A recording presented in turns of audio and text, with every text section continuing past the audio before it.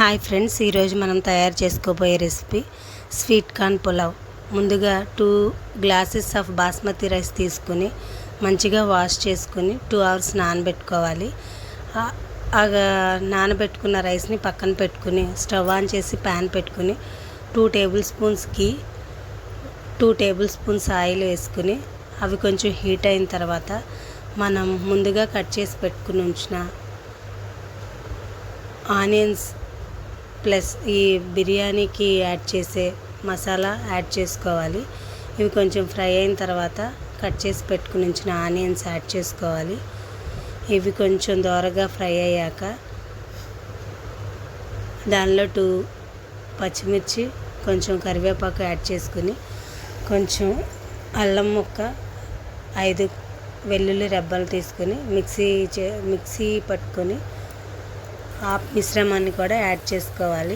ఇది ఫ్రై అయిన తర్వాత ఇది ఫ్రై అయ్యే లోపు మన దగ్గర స్వీట్ కార్న్స్ చేసుకుని మంచిగా వాష్ చేసుకుని పక్కన పెట్టుకోవాలి.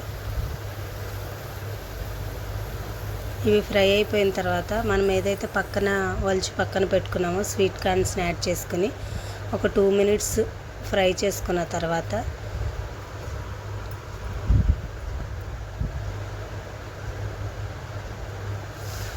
మనం 2 గ్లాసెస్ ఆఫ్ బాస్మతి రైస్కి గ్లాస్కి 1 గ్లాసున్నర చొప్పున 3 గ్లాసులు వాటర్ యాడ్ చేసుకున్న. ఈ టైంలో మనం సాల్ట్ యాడ్ చేసుకుని సాల్ట్ సరిపోయిందో లేదో చెక్ చేసుకుని మళ్ళీ ఒకసారి సరిపోకపోతే తగినంత సాల్ట్ యాడ్ చేసుకోవాలి. వాటర్ బాయిల్ అవుతున్నప్పుడు బాస్మతి రైస్లో వాటర్ మనం వంచేసి ఈ రైస్ని మనం మరుగుతున్న వాటర్లో యాడ్ చేసుకుని ఒకసారి తిప్పుకొని మూత పెట్టేసుకోవడమే.